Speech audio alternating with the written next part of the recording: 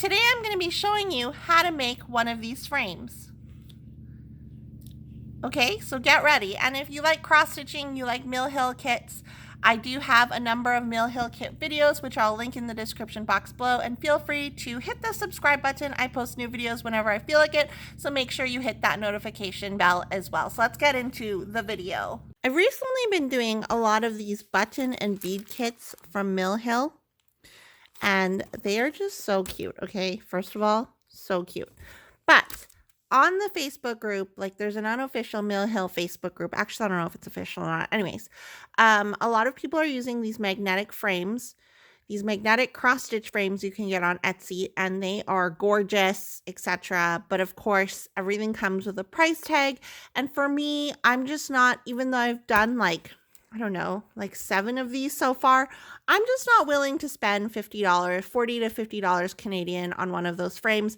So I was looking through like my own stuff to see, okay, maybe I can make my own frame.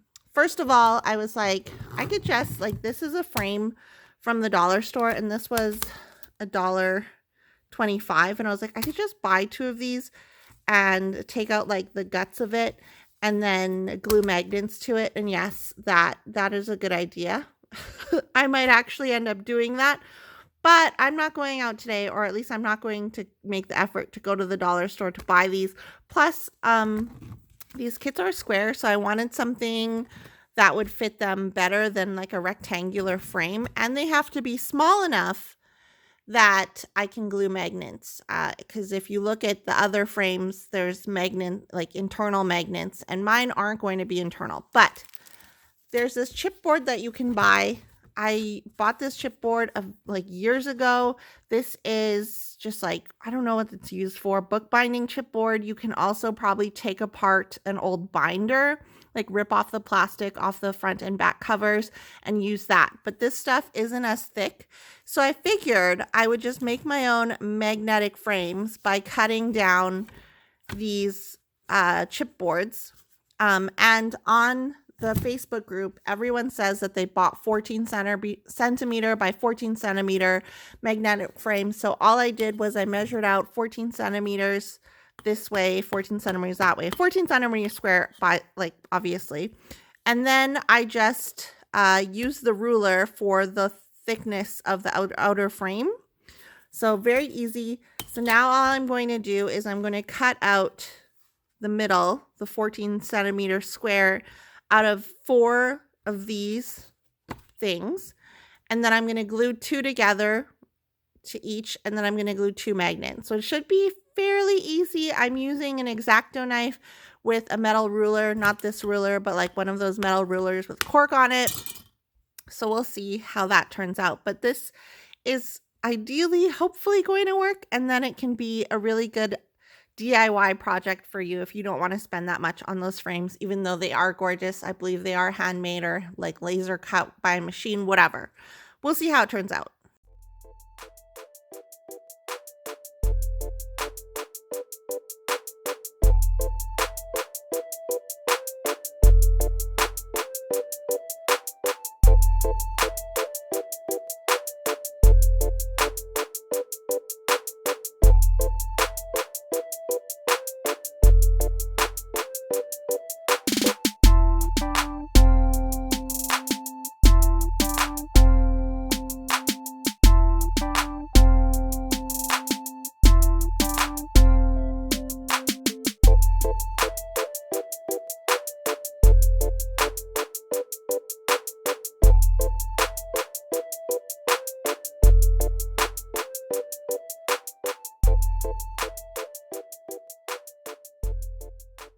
Okay, so as you saw, I decided on using duct tape, and then I'm like, okay, if this actually works, because I'm like, I don't want to waste my cute washi tape.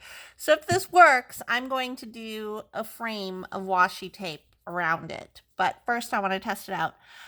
And my initial thoughts were, hey, I'm going to use super glue or Gorilla Glue to get the magnets on the inside of the frame. But that I do not have patience to wait for the glue to dry.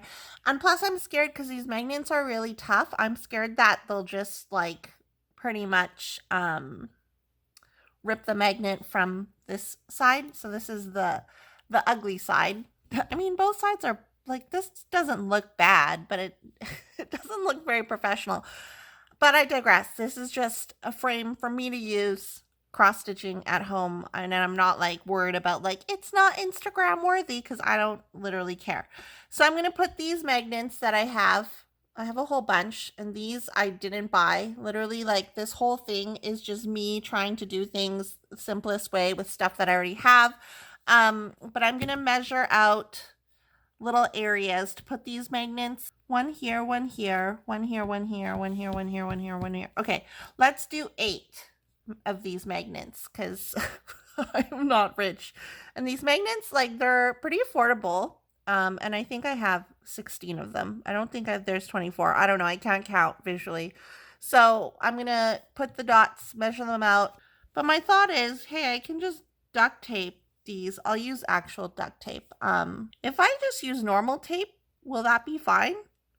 Like if I use this tape, or I'm going to use packing tape, because packing tape is thinner, so they won't interfere with the magnetization.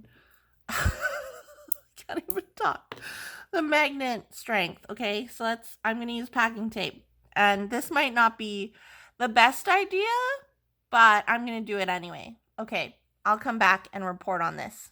Okay, this has taken me entirely too long to do, but when you're gluing your magnets, remember that there's the positive, I was going to say the positive and negative ions, but that's not it. There's like a positive and negative thing to magnets, right? I don't, like, if you do it this way, it's not going to stick, okay? Anyways, I'm not going to explain it, but you know how magnets work. But, so I ended up doing all the things. I ended up using this tape. Okay, this is like the most, I don't know, just the classiest, trashiest thing, but it's working. Okay, it's working. So I did one side, and then I put the magnets down on top of the side that was done, and then I flipped them over. And so now I have these 2 stars here as deluxe indicators, fancy indicators that these two have to be matching for the frame to actually work. Like this way, it's not working. This way, it's not. Oh, okay. Well, that's the way. Okay. Anyways, you get it, right? So everything, all the magnets match each other if these 2 stars are matching. So there we go. We have our magnetic frame that cost me pretty much nothing because I already had everything. But let's test it out. So I'm going to put in my things, and I purposely made the magnets closer to the inside so that at least if I'm doing this size, it will at least touch part of the perforated plastic or perforated paper or whatever. Okay, so now put this on here, and it's very snug. Like, it's not going to move around. I'm going to try and stitch on this, and I think it's working. So I'm going to go ahead and put some washi here. Call it a day. And the only thing is, I think that I would imagine that's going to be annoying is when you're closer to the working on the edges, or like closer to the edges, you probably won't be able to use this. Or some other people have done something like this where they kind of just move it and then they hold the frame and then they stitch. But I probably will just hold it in hand when I'm like on the corners or on the edges. But I wonder, that would work too, actually. Because this isn't going to move a ton because there's 2 magnets here, and yeah. So you can move around your piece as you're cross stitching when you get to the edges. I will cross stitch and come back and do a closing to this video after I try and cross stitch on this a little bit. Okay, bye. Okay, so I've done a little bit of stitching on this, and I can wholeheartedly say that it is very sturdy. The perforated paper did not move at all as I was stitching, so I would say 10 out of 10, much recommend. If you can figure out a way to not make it look so not fancy, kudos to you. But I would say this actually worked for me and it saved me $50. And I think like maybe in the future, if I find myself constantly using this and maybe it's not as sturdy or durable, then maybe I'll go ahead and splurge and get the 50. I don't know if I keep saying $50 Canadian, it could be less. It could be like 40, whatever. Regardless, maybe in the future, if I do use this, it gets like wrecked or whatever, I will just purchase the wooden magnetic hoop frame things from Etsy, just because I think if I do get a lot of use out of this, then I can see like, okay, purchasing the wooden one is actually worth it to me because I will be using it on a regular basis. But you guys know me, I am obsessed with these button and beads kits. I do have a number of these videos on my YouTube, which I will try to link them below, and I actually show like how to kit one of these up if you've never gotten one of these or if you want to get into them. I have a good intro video on them. Anyways, let me know in the comments below, will you be attempting to make this in the future? Is this appealing to you, or would you rather just shell out the $40? Part of me is like halfway through making this, I was like, I should just shell out the $40 to $50 for it. But the other part of me was like, hey, I want to try and just like make something myself, see what happens, see if I can actually do it. And if I failed, then yeah, I was going to go buy one on Etsy. But I think like this works really well. It didn't move. It's fairly sturdy, and I'm like up here now, and I don't find that I have to move this around or anything like that. I think probably when I'm putting the beads in this, then when I'm up here or on the sides, then I could see it being an issue. But right now, just cross stitching and doing like regular stitches, I don't feel the need to move things around. Maybe when I'm tucking the floss into the stitches at the back to end off a color, I can see myself probably taking it out of the frame and doing that.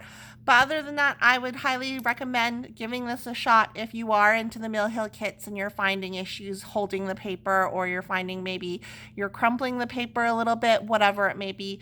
Give it a shot. Let me know down below what your thoughts are.